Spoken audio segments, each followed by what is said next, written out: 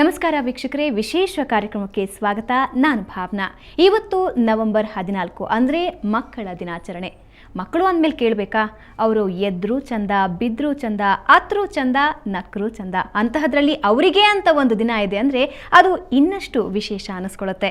ಈ ಸಂದರ್ಭದಲ್ಲಿ ತಿಳಿ ಹಾಸ್ಯದೊಂದಿಗೆ ಕೆಲವೊಂದು ಚಿಂತನೆಗಳನ್ನು ನಿಮ್ಮ ಮುಂದೆ ಇಡೋ ಪ್ರಯತ್ನ ನಾವು ಮಾಡ್ತಾ ಇದ್ದೀವಿ. ಮತ್ತೊಮ್ಮೆ ಕಾರ್ಯಕ್ರಮಕ್ಕೆ ಸ್ವಾಗತ. ನಾನು ಭಾವನಾ.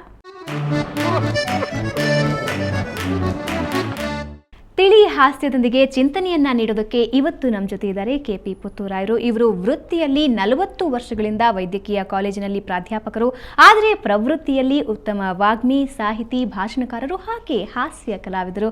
ನಮಸ್ಕಾರ ಪುತ್ತೂರಾಯರೇ. ನಮಸ್ಕಾರ. ಇವತ್ತು ನವೆಂಬರ್ 14 ಮಕ್ಕಳ ದಿನಾಚರಣೆ. ಅಂದರೆ ಮಕ್ಕಳಿಗೆ ಒಂದು ದಿನಾಚರಣೆ ಇದೆ ಅಂದರೆ ಮಕ್ಕಳಿಗೆ ಇನ್ನಷ್ಟು ಉತ್ಸಾಹ. ಈ ನವೆಂಬರ್ 14 ಮಕ್ಕಳ ದಿನಾಚರಣೆ ವಿಶೇಷತೆ ಏನು ಅಂತೀರಾ ನೀವು? ನೋಡಿ, ನಾವು ಒಂದು ವರ್ಷದಲ್ಲಿ ಹಲವಾರು ದಿನಾಚರಣೆಗಳನ್ನು ಆಚರಿಸುತ್ತೇವೆ. ಅದು ಹೆತ್ತವರ ದಿನಾಚರಣೆ, ಶಿಕ್ಷಕರ ದಿನಾಚರಣೆ, ಕಾರ್ಮಿಕರ ದಿನಾಚರಣೆ, ಪ್ರೇಮಿಗಳ ದಿನಾಚರಣೆ. ಆದರೆ ಎಲ್ಲ ದಿನಾಚರಣೆಗಳ ಪೈಕಿ ಅತ್ಯಂತ ಅರ್ಥಪೂರ್ಣವಾದುದು ಮಕ್ಕಳ ದಿನಾಚರಣೆ. ಯಾಕೆ ಅಂದರೆ ಮಕ್ಕಳೆಂದರೆ ಅವರವರ ಮನೆಯ ನಂದಾದೀಪಗಳು, ಆಶಾ ಕಿರಣಗಳು. ಹಾಗೆಯೇ ಅವರವರ ಶಾಲೆಯ ಸೊಬಗು, ಸಂಪತ್ತು. ಅಂತೆಯೇ ಸಮಾಜದ ಬಲುದೊಡ್ಡ ಆಸ್ತಿ ದೇಶದ ಭವಿಷ್ಯ. ಈ ಸತ್ಯವನ್ನು ಅರಿತೇ ನಮ್ಮ ಹಿಂದಿನ ಪ್ರಧಾನಿ ಜವಾಹರ್ಲಾಲ್ ನೆಹರೂರು ಮಕ್ಕಳನ್ನು ಬಹಳ ಇಷ್ಟಪಟ್ಟರು. ಅದೇ ನಮ್ಮ ಮಾಜಿ ರಾಷ್ಟ್ರಪತಿ APJ ಅಬ್ದುಲ್ ಕಲಾಂರವಂತೂ ಅವರು ಮಕ್ಕಳ ಮೂಲಕವೇ ಆ ದೇಶದ ಭವಿಷ್ಯವನ್ನು ಕಂಡರು. ನಾನು ನಿಮಗೆ ಒಂದು ಮಾತು ಹೇಳಬೇಕು, ಯಾವುದೇ ಒಂದು ದೇಶದ ಸಂಪತ್ತನ್ನು ಆ ದೇಶದಲ್ಲಿ ಇರತಕ್ಕಂತಹ ಬಹುಮಹಡಿ ಕಟ್ಟಡಗಳಿಂದಾಗಲಿ, ಪಂಚತಾರ ಹೋಟೆಲುಗಳಿಂದಾಗಲಿ, ಅಥವಾ ವಿದೇಶಿ ಕಾರುಗಳಿಂದಾಗಲಿ, ಅಥವಾ ಆಧುನಿಕ ಸೌಕರ್ಯ ಸೌಲಭ್ಯಗಳಿಂದಾಗಲಿ, ಅಥವಾ ಆರ್ಥಿಕ ಬಲದಿಂದಾಗಲಿ ಒಂದು ದೇಶದ ಸಂಪತ್ತನ್ನು ಅಳೆಯಲಾಗದು, ಅಳೆಯಬಾರದು. ಮತ್ತೆ ಹೇಗೆ ಅಳೆಯೋದು? ಒಂದು ದೇಶದ ನಿಜವಾದ ಸಂಪತ್ತೆಂದರೆ ಆ ದೇಶದಲ್ಲಿ ಇರತಕ್ಕಂತಹ ಆರೋಗ್ಯವಂತ, ಸುಶಿಕ್ಷಿತ, ಸುಸಂಸ್ಕೃತ, ದೇಶಪ್ರೇಮಿ ಪ್ರಜೆಗಳು. ಇಂತಹ ಪ್ರಜೆಗಳ ನಿರ್ಮಾಣ ಬಾಲ್ಯದಿಂದಲೇ ಆರಂಭವಾಗಬೇಕು. ಅದಕ್ಕೋಸ್ಕರವೇ ಮಕ್ಕಳ ವಿಚಾರ ಅತಿ ದೊಡ್ಡ ವಿಚಾರ, ಬಲು ಪ್ರಾಮುಖ್ಯವಾದ ವಿಚಾರ. ಯಾವುದೇ ಒಂದು ಮಗು ಆರೋಗ್ಯವಂತವಾಗಿ ಬೆಳೆದು ಚೆನ್ನಾಗಿ ಕಲಿತು ಒಂದು ದೊಡ್ಡ ಹುದ್ದೆಯನ್ನು ಅಲಂಕರಿಸಿ ಒಬ್ಬ ಸಭ್ಯ ವ್ಯಕ್ತಿಯಾಗಿ ಹೊರಹೊಮ್ಮಬೇಕಿದ್ದರೆ ಇಬ್ಬರು ಕಾರಣ. ಒಂದು ಹೆತ್ತವರು, ಇನ್ನೊಂದು ಶಿಕ್ಷಕರು. ಅದೇ ರೀತಿ ಒಂದು ಮಗು ಅಡ್ಡದಾರಿಯನ್ನು ಹಿಡಿದು ಕೆಟ್ಟ ವ್ಯಕ್ತಿಯಾಗಿ ಬೆಳೆದು ಮನೆಗೂ ಭಾರವಾಗಿ, ಸಮಾಜಕ್ಕೂ ಕಂಟಕವಾಗಿ, ಹಾಗೂ ದೇಶಕ್ಕೂ ಹೊರೆಯಾಗಲು ಇವರಿಬ್ಬರೇ ಕಾರಣ. ಯಾಕೆಂದರೆ ಇವರಿಬ್ಬರ ಪಾತ್ರ ಬಹಳ ದೊಡ್ಡದು. ಈ ಹಿನ್ನೆಲೆಯಲ್ಲಿ ನಾನು ನನ್ನ ಮಾತನ್ನು 3 ವಿಭಾಗವಾಗಿ ವಿಂಗಡಿಸ್ತೇನೆ. ಹೆತ್ತವರ ಹೊಣೆಗಾರಿಕೆ, ಹಾಗೆ ಬೋಧನೆಗೂ ಮೀರಿದ ಶಿಕ್ಷಕರ ಪಾತ್ರ, ಹಾಗೆ ಮಕ್ಕಳಿಗೆ ಒಂದಷ್ಟು ಕಿವಿ ಮಾತು. ಹೆತ್ತವರೆಂದರೆ ಬರೀ ಹೆತ್ತವರು ಮಾತ್ರವಲ್ಲ, ಅವರು ಮಕ್ಕಳ ಭವಿಷ್ಯವನ್ನು ಹೊತ್ತವರು ಎಂಬ ಅರ್ಥ. ಯಾಕೆಂದರೆ ಕೇವಲ ಮಗುವನ್ನು ಒಂದು ಹೆತ್ತುಬಿಟ್ಟು ಅವರಿಗೆ ಊಟ ತಿಂಡಿ ಕೊಟ್ಟುಬಿಟ್ಟು ಅವರಿಗೆ ಉಡುಪು ತೊಡುಪು ತೊಡಿಸಿಬಿಟ್ಟು ಪಾಕೆಟ್ ಮನಿ ತುರುಕಿಸಿಬಿಟ್ಟು ಶಾಲೆ ಫೀಸ್ ಕಟ್ಟಿಬಿಟ್ಟು ಅವರನ್ನು ಶಾಲೆಗೆ, ಹಾಸ್ಟೆಲ್ಗೆ ಸೇರಿಸಿದರೆ ಹೆತ್ತವರ ಹೊಣೆಗಾರಿಕೆ ಕೊನೆಯಾಯಿತು ಎಂಬ ಅರ್ಥ ಅಲ್ಲ. ಯಾಕೆಂದರೆ ಹೆತ್ತವರೆಂದರೆ ಅವರಿಗೆ ಪೋಷಕರಾಗಿ, ಶಿಕ್ಷಕರಾಗಿ, ರಕ್ಷಕರಾಗಿ, ಮಾರ್ಗದರ್ಶಕರಾಗಿ ಜೀವನ ಪರ್ಯಂತ ನಾವು ಮಕ್ಕಳ ಜೊತೆ ಇರಬೇಕಾಗತ್ತೆ. ಆ ಕಾರಣಕ್ಕಾಗಿ ನೋಡಿ, ಹೆತ್ತವರ ಮತ್ತು ಮಕ್ಕಳ ಸಂಬಂಧ ಅಂತಹ ದೊಡ್ಡ ಸಂಬಂಧ ಅದು. ಅದು ಯಾರೂ ಕಡಿದು ಹಾಕಲಾರದಂತಹ ಕೊರಳ ಸಂಬಂಧವಲ್ಲ ಅದು. ಆ ಕಾರಣಕ್ಕಾಗಿ ನೋಡಿ, ಯಾರನ್ನಾದರೂ ನೀವು ಆಶೀರ್ವಾದ ಮಾಡಬೇಕಿದ್ರೆ ನೀವು ನೇರವಾಗಿ ಅವರನ್ನು ಆಶೀರ್ವಾದ ಮಾಡಬೇಕಾದ ಅವಶ್ಯಕತೆ ಇಲ್ಲ. ಅಪ್ಪ ನಿನ್ನ ಮಕ್ಕಳು ಚೆನ್ನಾಗಿರ್ಲಿ ಕಣೋ ಅಂದರೆ ಅದಕ್ಕೆ ದೊಡ್ಡ ಆಶೀರ್ವಾದವೇ ಬೇರೆವಿಲ್ಲ. ಅದೇ ರೀತಿ ಯಾರಿಗಾದ್ರೂ ಶಾಪ ಕೊಡಬೇಕಿದ್ರು ಕೂಡ ನೀವು ನೇರವಾಗಿ ಶಾಪ ಕೊಡಬೇಡಿ, ನಿನ್ನ ಮಕ್ಕಳು ಹಾಳಾಗಿ ಹೋಗಲಿ ಅಂದರೆ ಅದಕ್ಕಿಂತ ದೊಡ್ಡ ಒಂದು ಶಾಪವೇ ಬೇರೆ ಇಲ್ಲ. ಯಾಕೆಂದರೆ ನಮ್ಮ ಮಕ್ಕಳು ಅವರು ಚೆನ್ನಾಗಿ ಬೆಳೆದು ದೊಡ್ಡ ವ್ಯಕ್ತಿಗಳಾದಾಗ ನಮಗಾಗುವಂತಹ ನೆಮ್ಮದಿಯ, ಸಮಾಧಾನ, ಸಂತೋಷ, ಹೆಮ್ಮೆ ಅದಕ್ಕೆ ಎಡೆಯೇ ಇಲ್ಲ. ಅದೇ ರೀತಿ ನಮ್ಮ ಮಕ್ಕಳು ನಮ್ಮ ಕಣ್ಣೆದುರಲ್ಲೇ ಹಾಳಾಗಿ ಹೋದರೆ ಆ ದುಃಖ ಅದು ನಿರಂತರ ದುಃಖ. ಆ ಕಾರಣಕ್ಕಾಗಿ ನಾವು ಮಕ್ಕಳಿಗಾಗಿ ದುಡಿಯುತ್ತೇವೆ, ಮಕ್ಕಳಿಗಾಗಿ ಕಷ್ಟಗಳನ್ನು ಸಹಿಸಿಕೊಳ್ಳುತ್ತೇವೆ, ಮಕ್ಕಳಿಗಾಗಿ ಬದುಕುತ್ತೇವೆ, ಮಕ್ಕಳ ಮೂಲಕ ನಮ್ಮ ಈಡೇರಿದಂಥ ಕನಸುಗಳನ್ನು ನನಸು ಮಾಡಿಕೊಳ್ಳುತ್ತೇವೆ, ಸಾಕಾರಗೊಳಿಸುತ್ತೇವೆ. ಅದೇ ರೀತಿ ಒಳ್ಳೆಯ ಮಕ್ಕಳನ್ನು ಸಮಾಜಕ್ಕೆ ಕೊಟ್ಟು ಮಕ್ಕಳನ್ನು ಬಿಟ್ಟು ನಾವು ಕಣ್ಮರೆಯಾಗುತ್ತೆ. ಇದು ಹೆತ್ತವರ ಮತ್ತು ಮಕ್ಕಳಿರ್ತಕ್ಕಂಥ ಅತಿ ದೊಡ್ಡ ಸಂಬಂಧ. ಈ ಸಂಬಂಧದಲ್ಲಿ ಇದನ್ನು ಮಕ್ಕಳನ್ನು ಚೆನ್ನಾಗಿ ಬೆಳೆಸಬೇಕಿದ್ರೆ ಅತಿ ದೊಡ್ಡ ಪಾತ್ರ ಹೆತ್ತವರದು. ಆದರೆ ಒಂದು ನಿಮಗೆ ಮಾತು ಹೇಳಬೇಕು, ಏನಂದರೆ ಈಗಿನ ಕಾಲದಲ್ಲಿ ಮಕ್ಕಳನ್ನು ಬೆಳೆಸುವುದು ಅದೊಂದು ಚಾಲೆಂಜ್. ಅದು ಹಿಂದಿನ ಕಾಲದಷ್ಟು ಸುಲಭ ಇಲ್ಲ. ಅಲ್ಲ, ಈ ಸಂದರ್ಭದಲ್ಲಿ ಒಂದು ಪ್ರಶ್ನೆ ಹೇಳಿ. ಹಿಂದಿನಿಂದ ಇವತ್ತಿನವರೆಗೆ ಒಂದೇ ಒಂದು ಮಾತು ಬರ್ತಾ ಇದೆ, ಮನೆಯೇ ಮೊದಲ ಪಾಠಶಾಲೆ ಅಂತ. ಆದ್ರೆ ಇವತ್ತಿನ ದಿನದಲ್ಲಿ ಅದಾಗ್ತಾ ಇದೆಯಾ ಅಂತ? ಆ ಮಾತು ಯಾವತ್ತೂ ಸತ್ಯವೇ, ಆದರೆ ಈಗ ಹಾಗೆ ಆಗ್ತಾ ಇಲ್ಲ. ಕಾರಣ ಯಾಕೆ ಅಂತ ನಾನು ಹೇಳ್ತೇನೆ. ಯಾಕೆ ಗೊತ್ತಾ, ಈಗ ಒಂದು ಮಕ್ಕಳನ್ನು ಬೆಳೆಸೋದು ಹೆತ್ತವರಿಗೂ ಚಾಲೆಂಜು, ಶಿಕ್ಷಕರಿಗೂ ಚಾಲೆಂಜ್ ಆಗಿಬಿಟ್ಟಿದೆ.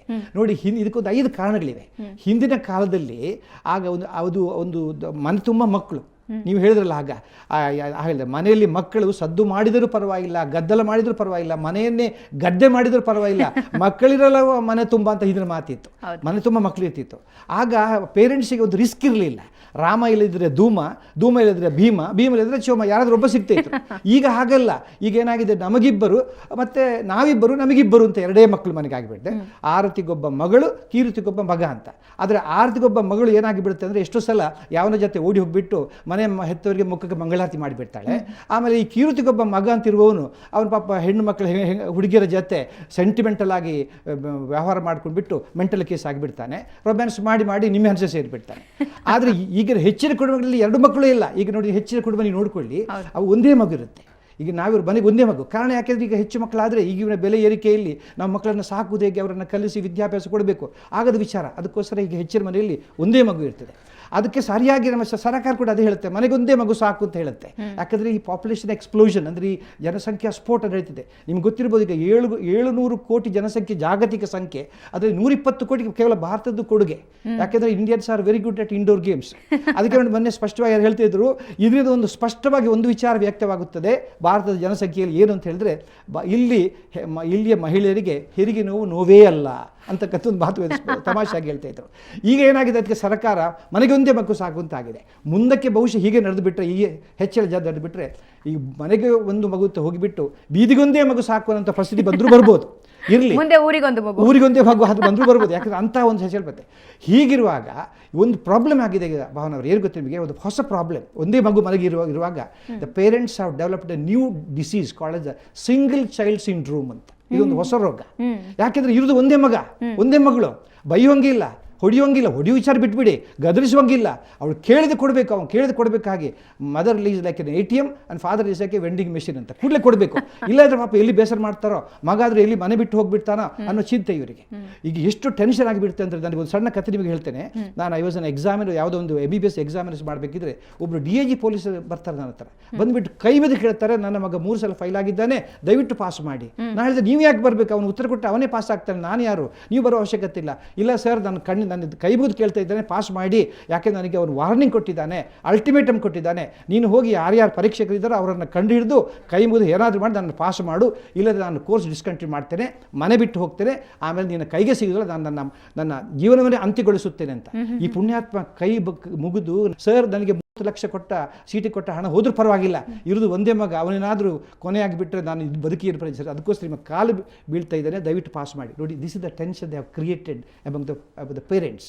ಎಷ್ಟರವರೆಗೆ ಟೆನ್ಷನ್ ಅಂತ ಇದ್ದರೆ ಭಾವನ, ಮೊನ್ನೆ ಯಾವುದೋ ಮನೆಗೆ ಹೋಗಿದ್ದರೆ ಪಾಪ ಅಲ್ಲಿ ಒಂದು ಮೇಲೆ ಸಣ್ಣ ಲೈಟ್ ಉರಿತಿತ್ತು ಒಂದು ಕೋಣೆಯಲ್ಲಿ, ಕೆಳಗೆ ಡಿಮ್ ಲೈಟ್ ಹಾಕಿದ್ದಾರೆ. ನನ್ನ ಫ್ರೆಂಡ್ ಅವನು ಗೋವಿಂದ ಅಂತ ಒಳಗೆ ಹೋದರೆ ಅವನು ಪುತ್ರರೇ ವಾಯುಚಿ, ಅಯ್ಯೋ ಗಲಾಟೆ ಮಾಡಬೇಡಿ, ಶಬ್ದ ಮಾಡಬೇಡಿ, ತುಂಬನೇ ಬನ್ನಿ, ಒಳಗೆ ಬನ್ನಿ. ಯಾಕೆ, ಮಗ ಓದ್ತಾ ಇದ್ದಾನೆ, ಟೆನ್ಷನ್ ಆಗಿದೆ. ಯಾವ ಟೆನ್ಷನ್, ಪೇರೆಂಟ್ಸ್ಗೆ ಟೆನ್ಷನ್.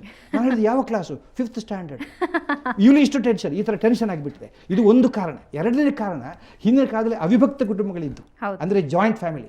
ಈಗೆಲ್ಲ ನ್ಯೂಕ್ಲಿಯರ್ ಫ್ಯಾಮಿಲಿ, ಅಂದರೆ ಇದು ವಿಭಕ್ತ ಕುಟುಂಬಗಳು. ಹಿಂದಿನ ಕಾಲದಲ್ಲಿ ನೋಡಿ, ಇದೊಂದು ಆ ಸಂತೋಷ, ಆ ಸಂಭ್ರಮ, ಜಾಯಿಂಟ್ ಫ್ಯಾಮಿಲಿ ಇದ್ದದ್ದು ಈಗಿನ ಮಕ್ಕಳಿಗೆ ಇಲ್ಲ. ಯಾಕೆಂದರೆ ತರತರದ ಪ್ರೀತಿಗಳು, ಒಬ್ಬೊಬ್ಬರಿಂದ ಒಂದೊಂದು ಪಾಠಗಳು, ಬುದ್ಧಿವಾದಗಳು. ಅಪ್ಪ ಅಮ್ಮನ ಹೊರತಾಗಿ ಅಜ್ಜಿ, ತಾತ, ಅತ್ತೆ, ಮಾವ, ಅಕ್ಕ, ಬಾವ, ಅಣ್ಣ, ಅತ್ತಿಗೆ, ಮೈದುನ, ನಾದಿನಿ, ಒಬ್ರದ್ದು ಒಂದೊಂದು ಪ್ರೀತಿಗಳು. ಇದು ಈ ಮಕ್ಕಳಿಗೆ ಎಲ್ಲಿದೆ ಈಗ ಗಂಡನಿಗೆ ಹೆಂಡತಿ, ಹೆಂಡತಿಗೆ ಗಂಡ, ಇವರಿಗೊಂದು ಮಗು, ಇದು ಬಿಟ್ಟರೆ ಬೇರೆ ಗತಿಲ್ಲ. ಅದು ಕೂಡ ಇಬ್ಬರು ಕೂಡ ಕೆಲಸಕ್ಕೆ ಹೋಗೋರಾಗಿದ್ದರೆ ಆ ಮಗು ಬೆಳಿಗ್ಗೆ ಹೇಳುವಾಗ ಅದು ಪೆತ್ತವರ ಮುಖ ನೋಡಿರೋದಿಲ್ಲ, ಯಾಕಂದ್ರೆ ಅವರು ಆಫೀಸಿಗೆ ಹೊರಟಿರ್ತಾರೆ. ವಾಪಸ್ ಬರುವಾಗ ಅದು ನಿದ್ದೆ ಮಾಡಿರ್ತಾರೆ, ಆಗಲೂ ನೋಡಿರೋದಿಲ್ಲ. So the child has to wait in the weekend to see the parents face. ಅಲ್ಲಿವರೆಗೆ ಆಗೋಗಿದೆ ಈಗಿನ ಪರಿಸ್ಥಿತಿ. ಓಕೆ, ಇದ್ರ ಬಗ್ಗೆ ಇನ್ನಷ್ಟು ಮಾತಾಡೋಣ ವೀಕ್ಷಕರೇ. ಈಗಾಗಲೇ ನಾವು ಮಾತಾಡ್ತಾ ಇದ್ವಿ ಪೋಷಕರ ಪಾತ್ರ ಎಷ್ಟರ ಮಟ್ಟಿಗಿದೆ ಮಕ್ಕಳ ಬೆಳವಣಿಗೆಯಲ್ಲಿ ಅಂತ. ಇನ್ನಷ್ಟು ಹಾಸ್ಯ ಇದೆ, ಇನ್ನಷ್ಟು ಚಿಂತನೆ ಇದೆ. ಅದಕ್ಕೂ ಮುಂಚೆ ಒಂದು ಚಿಕ್ಕ ವಿರಾಮ.